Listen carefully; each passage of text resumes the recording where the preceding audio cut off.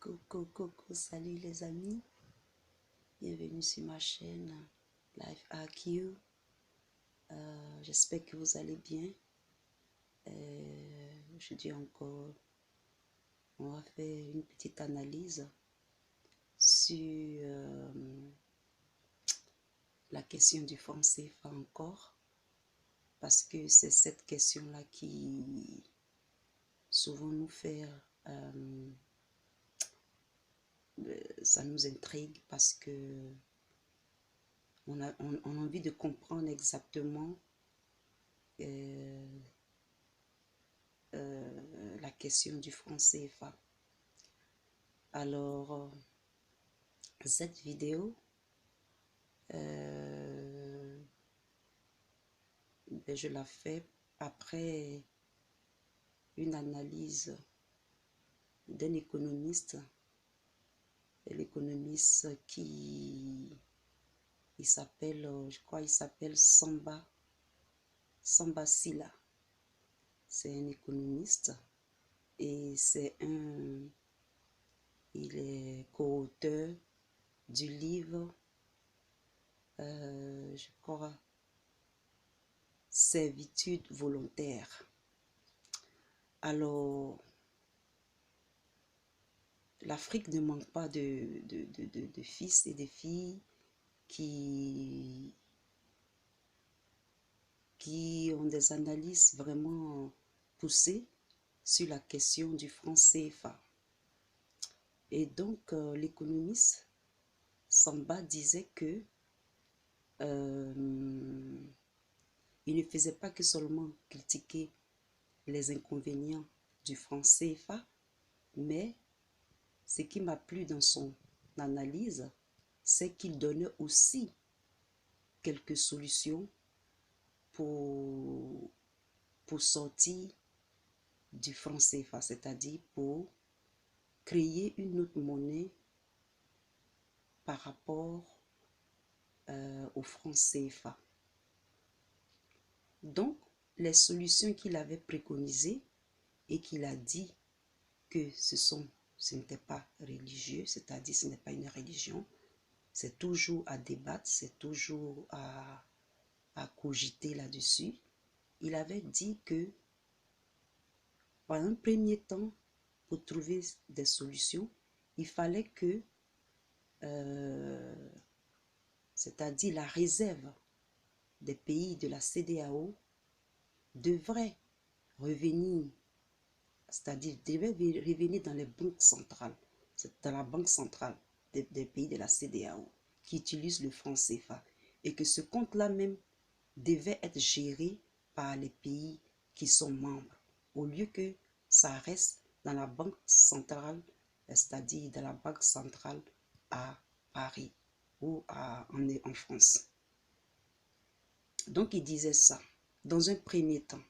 Et dans un deuxième temps, c'est-à-dire dans un deuxième temps, les pays qui sont membres de la CEDEAO eux-mêmes, ils doivent fixer leur parité d'échange monétaire. C'est-à-dire eux-mêmes, ils doivent fixer, ils doivent établir leur parité d'échange monétaire par rapport aux autres échanges monétaires.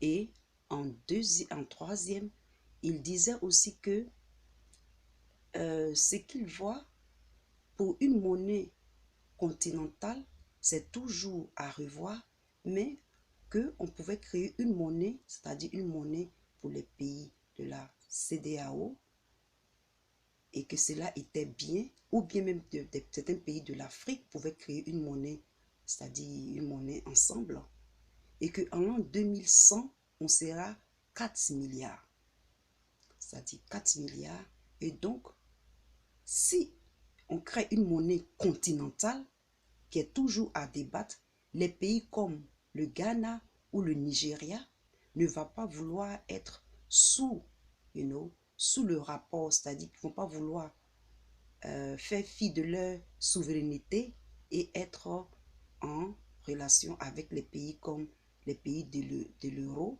ou les pays comme la France, par exemple.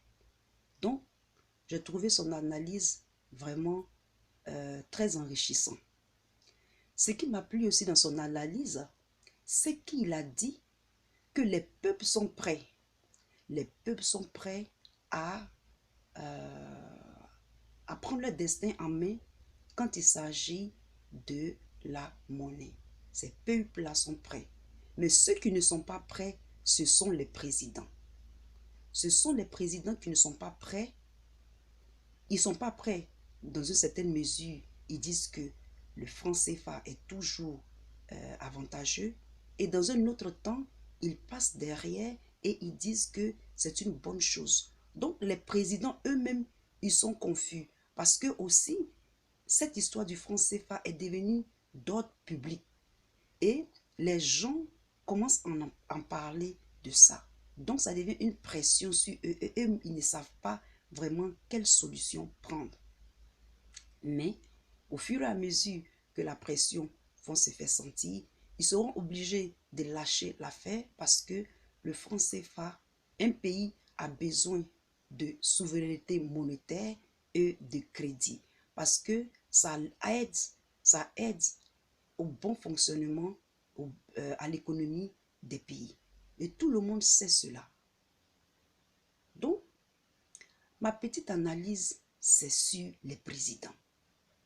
Comment est-ce que des entités humaines, c'est-à-dire des gens qui sont à la tête de ces pays-là, peuvent plonger à cause de leurs idées, à cause de leurs émotions, à cause de ce qu'ils pensent, peuvent entraîner des nations dans le gouffre, c'est-à-dire peuvent prolonger les difficultés de ces nations, de leur peuple pendant aussi longtemps.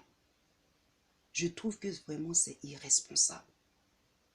C'est irresponsable. Je suis convaincue qu'ils sont conscients, mais ils sont comme s'ils étaient piégés et ils ne peuvent pas en sortir. Donc prochainement, quand on va faire les élections, ceux qui veulent être présidents, on va réellement checker les backgrounds. C'est-à-dire, on va réellement chercher à comprendre d'où il sort.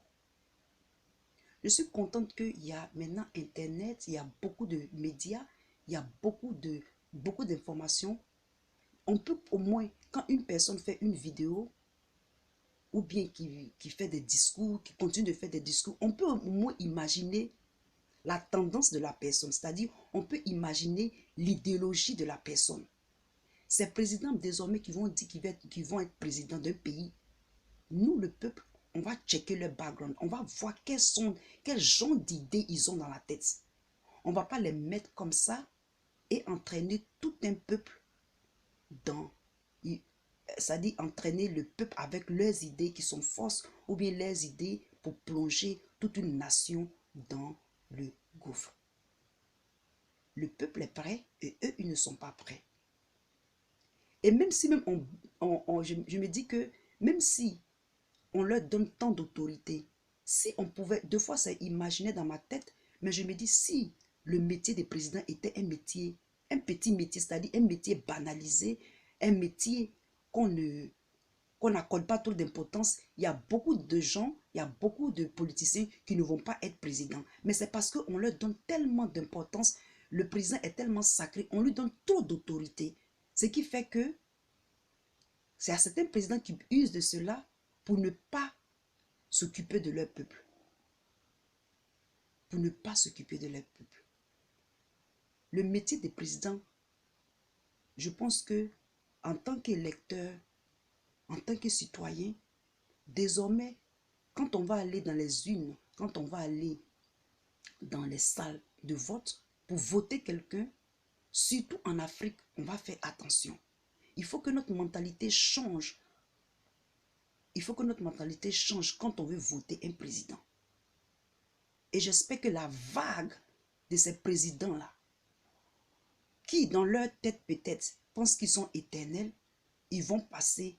Et d'autres personnes qui vont servir le peuple, eux n'ont pas se servir eux-mêmes, viendront à la tête de ces nations-là pour accompagner ces nations-là à une vraie liberté monétaire et à une vraie économie qui va profiter non seulement à leur propre nation, mais à tout le monde dans le monde. Donc ce matin, c'est ma petite analyse que je voulais faire et j'espère que petit à petit, on y arrivera pour la liberté de tout le monde. Je vous fais plein de bisous et à bientôt. Peace.